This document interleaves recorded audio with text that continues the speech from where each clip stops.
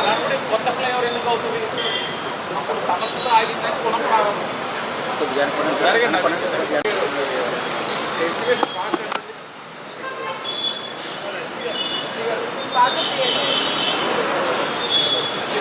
ED గారు ఏరి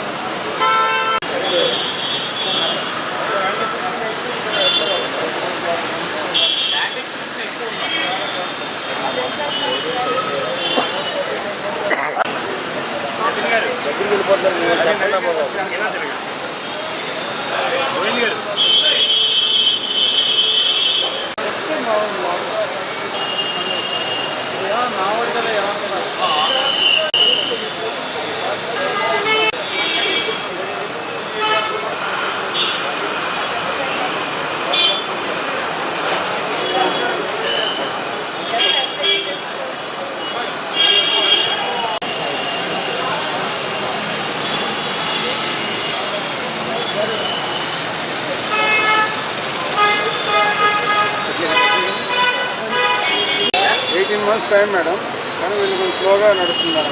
ఎవరు తీసుకుంది కాంటాక్ట్ అని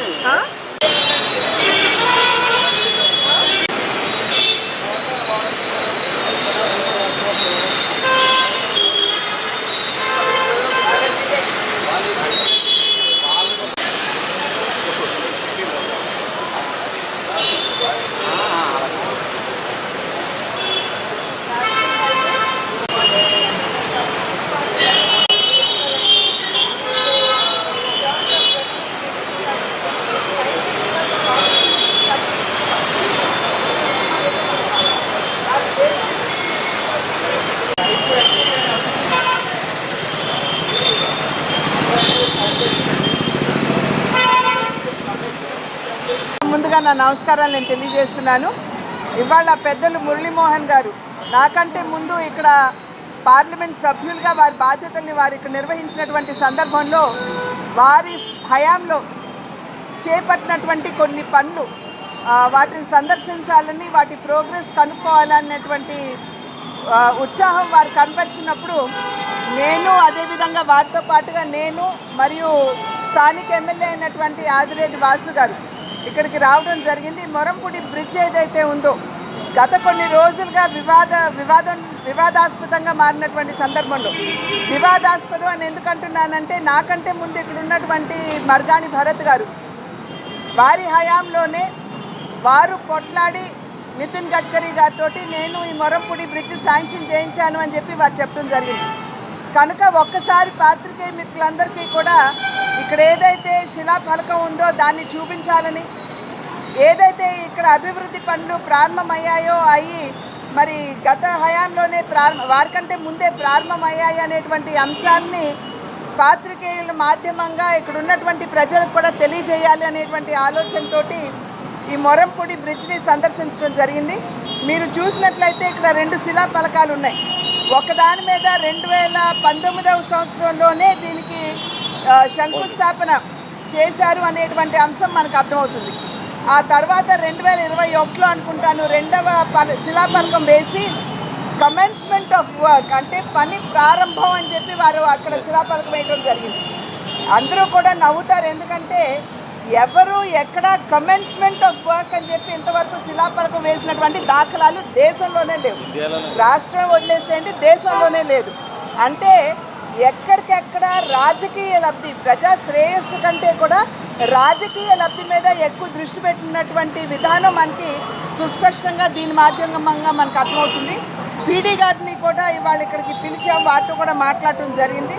దగ్గర 100 కోట్లతోటి మొరంపూడి బ్రిడ్జ్ ఏదైతే ఉందో ఈ 216A నేషనల్ హైవేలో అంతర్భాగంగా ఈ యొక్క బ్రిడ్జిని కూడా కేంద్ర ప్రభుత్వం చేపట్టడం జరిగింది. దీనికి 100 కోట్లు అవుతుంది. ఈ బ్రిడ్జి యొక్క పనులు ఆగస్టు 15 కల్లా ఈ బ్రిడ్జిని ప్రారంభోత్సవం చేసుకోవచ్చు అని చెప్పి పీడీ గారికి మూవ్ అవ్వాలని, రాబోయే కాలంలో 1 నెల పాటు ట్రాఫిక్ డైవర్ట్ చేసి మిగిలిన లేయర్స్ కూడా ఈ సర్వీస్ రోడ్స్లో వేసి దీన్ని పటిష్టం చేస్తామని చెప్పి పీడీ గారు కూడా చెప్పడం జరిగింది. కనుక రేపు ఆగస్టు 15న ఈ బ్రిడ్జ్ ఓపెనింగ్, ఇంకొక నెల 15 రోజుల తర్వాత సర్వీస్ రోజు కూడా క్లియర్ అయిపోతాయి. ఇక్కడ ఉన్నటువంటి ట్రాఫిక్ సమస్యకి ఇది ఒక మంచి పరిష్కారం. ఇందు మూలంగా మనకు అర్థమయ్యేది ఒక విషయం కూడా ఏమిటంటే, కేంద్ర ప్రభుత్వం సైతం దేశాన్ని మనం అభివృద్ధి పథంలో నడిపించాలని పదే నరేంద్ర మోడీ గారు 11వ ఆర్థిక శక్తిగా ఉన్నటువంటి భారతదేశాన్ని 5వ స్థానానికి తీసుకుని రావడం జరిగింది. అదేవిధంగా రాబోయే కాలంలో మేము 3వ స్థానానికి తీసుకెళ్తామని చెప్పి ప్రధాని గారు చెప్పారు. అయితే 3వ అతి గొప్ప ఆర్థిక శక్తిగా భారతదేశాన్ని మనం మలుచుకోవాలంటే మౌలిక వస్తువులు చాలా అవసరం. రోడ్లు కావచ్చు, పోర్ట్లు కావచ్చు, ఎయిర్పోర్ట్లు కావచ్చు, రైల్వేస్ కావచ్చు. కనుక అందులో భాగంగా ఎంత బ్రహ్మాండంగా ఈ కన్స్ట్రక్షన్ జరుగుతుందో ప్రజలందరూ కూడా గమనించాలి. 2014 సంవత్సరానికి ముందు రోజుకి 12 నుండి 13 కిలోమీటర్ల రోడ్ల నిర్మాణం మాత్రమే జరిగితే, ఇవాళ 2014 నుండి ఇవాళ వరకు అంటే నరేంద్ర మోడీ గారు ప్రధానిగా, నితిన్ గడ్కరీ గారు రైల్వేస్ అండ్ ట్రాన్స్పోర్ట్ మినిస్టర్గా బాధ్యతలు చేపట్టిన తర్వాత రోజుకి 30 కిలోమీటర్ల రోడ్డు నిర్మాణం జరుగుతుంది. అందులోని ఎంత బ్రహ్మాండంగా రోడ్లు ఉన్నాయో ప్రజలందరూ కూడా గమనిస్తున్నారు. కనుక దేశ శ్రేయస్సు, ప్రజల సంక్షేమానికి ఎన్డీఏ కూటమి కేంద్రంలో కావచ్చు, రాష్ట్రంలో కావచ్చు ఎప్పుడూ కూడా పెద్దపీట వేస్తుందని చెప్పి మీ మాధ్యమంగా ప్రజలందరికీ తెలియజేస్తుంది. కూటమికి అద్భుతమైన విజయాన్ని ఇచ్చిన ప్రజానీకానికి ముందుగా నా హృదయపూర్వకంగా కృతజ్ఞతలు తెలియజేస్తున్నాను. 3వసారి అధికారంలోకి వచ్చినట్టుగా మోడీ గారికి కూడా ఓట్లు వేసి గెలిపించడం, ముఖ్యమైన రాజమండ్రి పార్లమెంటరీ కాన్స్టిట్యూన్సీ చూసుకుంటే మరి ఎంపీ గారిని అలాగే 7 ఎమ్మెల్యేని కూడా గెలిపించుకునేటువంటి ఎన్డీఏ కూటమి రావడం చాలా గొప్ప విషయం, చాలా ఆనందించవలసిన విషయం. ముఖ్యంగా ఈ మోరంపూడి ఫ్లైఓవర్ కోసమని అనేక పర్యాయాలు గడ్కరీ గారి దగ్గరికి వెళ్ళి, మీరు ఇవ్వండి సార్, హైయెస్ట్ ట్రాఫిక్ ఉన్న ఏరియా అనేక యాక్సిడెంట్లు అవుతున్నాయి, కొన్ని యాక్సిడెంట్లు ఫోటోలు కూడా తీసుకెళ్ళి చూపించి ఇది శాంక్షన్ చేయడమే కాకుండా దీంతో పాటు 4 చేయించేవాడు. ఇవన్నీ కూడా వర్క్ కమెంట్స్ అయినాయి. ఇందాక చెప్పినట్టుగా ఆగస్టు 15 నాటికి పూర్తి చేస్తామని చెప్పారు వాళ్ళు.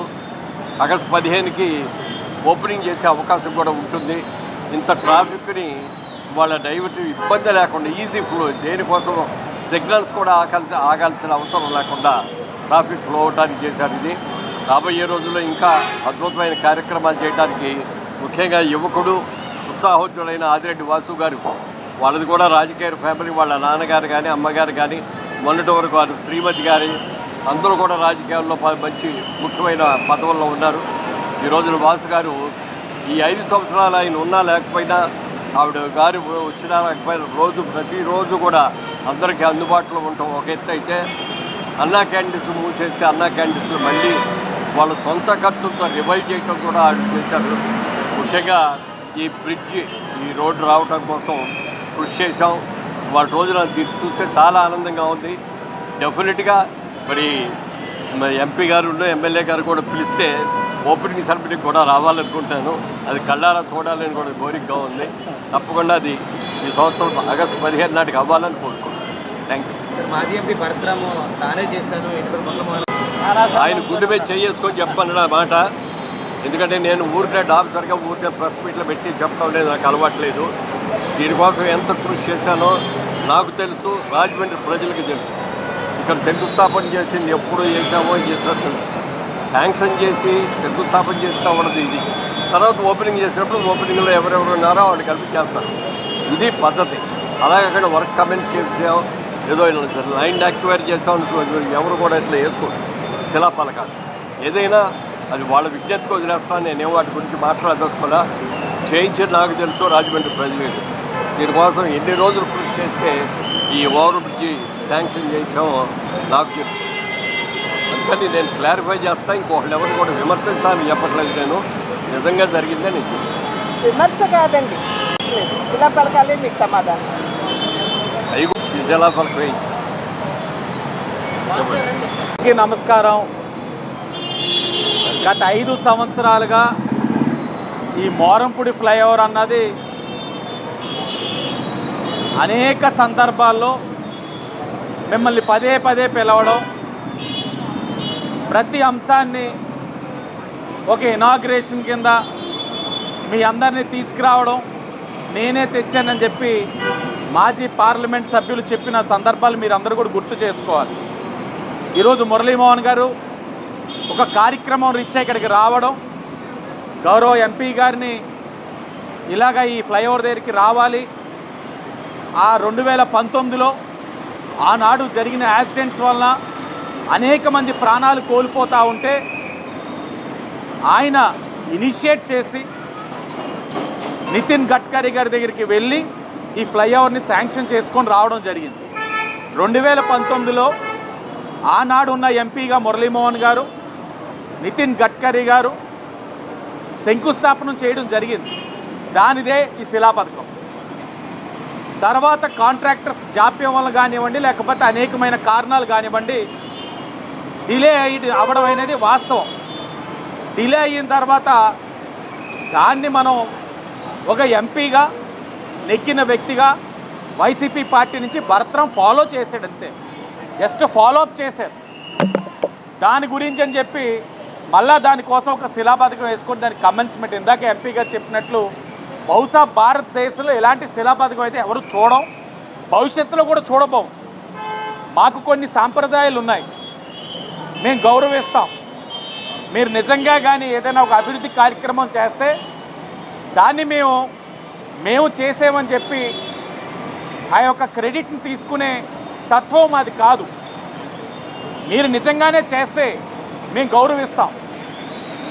కానీ ఇది గౌరవ మాజీ పార్లమెంట్ సభ్యులు మురళీమోహన్ గారు చేశారన్నప్పుడు కనీసం ఏనాడు కూడా నీకు గౌరవం లేకుండా, ఆయన పేరును కూడా ఉచ్చరించకుండా నేనే చేశానని చెప్తా ఉన్నారు. ఇందాక మీడియా వారు మీరు అడుగుతూ ఉన్నారు, ఆయనే చేశారు కదా అంటా ఉన్నారు. నిజంగా ఆయనే కానీ మంచి చేసి ఉంటే రాజమండ్రికి ఈరోజు 70,000 మెజార్టీతో ఓడిపోయేవాడా? నిజంగా ఆయనే చేసి ఉంటే ప్రజలు ఈ రీతిలో తిరస్కరించేవారా వారిని? వారు ఏ విధమైన కార్యక్రమాలు చేయలేదు కాబట్టే వైసీపీ పార్టీని తిరస్కరించారు ప్రజలు. ఇప్పటికైనా అవగాహన చేసుకొని సాంప్రదాయాన్ని గౌరవించి గతంలో జరిగిన వాటికి వాటికి సంబంధించిన వ్యక్తుల్ని గౌరవించడం నేర్చుకుంటే రాజకీయంగా ఉనికి అనేది ఉంటుంది. లేకపోతే ప్రజలు మనకన్నా బాగా తెలివైన వాళ్ళు ఏ రీతిలో సమాధానం చెప్పాలన్నది వారికి అన్నీ తెలుసు. దీంతో పాటు ఈఎస్ఐ హాస్పిటల్ కూడా చూడండి, ఆనాడు ఎంపీగా ఉన్న మురళీమోహన్ గారు దాన్ని ఇనిషియేట్ చేయడం వల్ల ఈరోజు ఈఎస్ఐ హాస్పిటల్కి అనేకమైన కోట్లు శాంక్షన్ అయ్యింది, పనులు చేసుకుంటా ఉన్నారు. గౌతమి గ్రంథాలయం ఉంది, 75 లక్షలు శాంక్షన్ చేశారు, అది కూడా వారిది. అలాగే కంబాల్ చెరువులో ఉన్న నేషనల్ ఫ్లాగ్ ఏదైతే ఉందో అది ఎంపీ ల్యాడ్స్ నుంచి ఇచ్చారు. ఎంత దౌర్భాగ్యం అండి! ఆయన ఎంపీ ల్యాడ్స్ నుంచి నేషనల్ ఫ్లాగ్కి డబ్బులు ఇవ్వడం ఏంటి? ఈయన శిలా పథకం వేయించడం ఏంటి? దాన్ని కూడా అబ్జెక్ట్ చేస్తే కమిషనర్ గారు అవునండి మురళీమోహన్ గారు చేశారు అని పేరు వేయడం కరెక్ట్ కాదు సార్ అని చెప్పి తీయించడం జరిగింది. ఇప్పటికైనా సరే మేము హుందాగా ఉంటా ఉన్నాం, ప్రతిపక్ష వారు మీరు కూడా హుందాగా వ్యవహరించాలని చెప్పి కోరుతా ఉన్నాం. దేవునికి నిన్న మా ఎంపీ గారును మా ఎమ్మెల్యేలు 7 కూడా గెలిచిన సందర్భంగా మా రియల్ ఎస్టేట్ డెవలప్మెంట్ అసోసియేషన్ వాళ్ళు వారిని కూడా సత్కరించారు, అభినందించారు. ఆ కార్యక్రమం మీద వచ్చాం. ఎలాగో వచ్చాం కాబట్టి మనం శాంక్షన్ చేసిన బ్రిడ్జ్ ఎలా ఉంది, లేకపోతే ఈఎస్ఐ హాస్పిటల్ ఎలా ఉంది, గ్రంథాలయం ఎలా ఉంది, ఇవన్నీ కూడా చూద్దాం ఒకసారి. ఏ పరిస్థితుల్లో నేను ఇంట్రెస్ట్ తోటి వచ్చాను తప్ప లేదు, అలవాటు నాకు లేదు. ఒకసారి కాదు అంటే కాదంతే. నేను లాస్ట్ టైం చంద్రబాబు నాయుడు గారు కూడా మళ్ళీ అడిగారు, ఏమంటే ఫిట్గానే ఉన్నారు కదా రావచ్చు కదా అంటే వద్దంటే ఒకసారి వద్దనుకున్నాను. కాదు సార్, పసుపు సైన్యం ఎక్కడ ఉన్నా కూడా అంత క్రియాశీలంగానే ఉంటాం. అది మేము పసుపు సైనికులం. అది అలాగే ఒక్క నిమిషం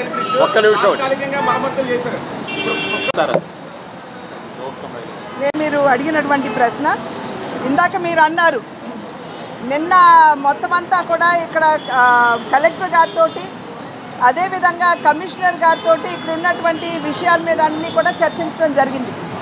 ఇక్కడ కొంచెం ఇబ్బందిగా ఉన్నటువంటి అంశాల మీద కూడా దృష్టి పెట్టడం జరిగింది. వారు ఈ విషయం చెప్పినటువంటి సందర్భంలో ఆల్రెడీ అక్కడ మరమ్మతులు ప్రారంభమయ్యాయి. అది సెంట్రల్ గవర్నమెంట్ ఇచ్చినటువంటి సహకారం కనుక రాబోయే కాలంలో ఏ విధంగా అంటే దాని పటిష్టత ఎలాగున్నది, ఇంకా మున్ముందు ఏ విధంగా పటిష్టపరచుకోవాలనేది స్థానికంగా ఉన్నటువంటి అధికారులు మరియు టెక్నికల్ వాళ్ళు ఎవరైతే ఉంటారో వారి యొక్క అడ్వైస్ తీసుకుని దానికి అనుగుణంగా ముందుకు వెళ్తాము. వీటన్నిటి మీద కూడా నిన్న చర్చ జరిగింది. ఒక ఆరోపణ చేశారు నా మీద, ఇక్కడ ఇసుకంతా అమ్ముకొని కోట్లు సంపాదించాను నేను అని చెప్పి వారి ప్రచారంలో చేశారు. నాకు డబ్బులు కావాలంటే ప్రభుత్వ సొమ్ము ప్రజల సొమ్ము దొంగిలించాల్సిన అవసరం నాకు లేదు. కష్టపడి సంపాదించుకోవడం ఎలాగో నాకు తెలుసు, కష్టపడి ట్యాక్సులు కట్టి నీతిగా నిజాయితీగా ఎలా చేయాలో నాకు తెలుసు. అలా చేసుకున్నాను. అవసరమైన చోట్ల ప్రభుత్వ డబ్బు లేకపోతే కూడా నా సొంత డబ్బుతోటి హెల్త్ క్యాంపులు చేసిన అనేక కార్యక్రమాల్లో నా సొంత డబ్బులతో ఖర్చు పెట్టాను తప్ప ఒక్క పైసా కూడా నేను చేయలే మిగిలిన వాళ్ళకి మీలాగా. అదొకసారి గుర్తు చేసుకోవాలని చెప్పి గత ఎంపీ గారికి నేను విన్నవించుకున్నాను. Thank you.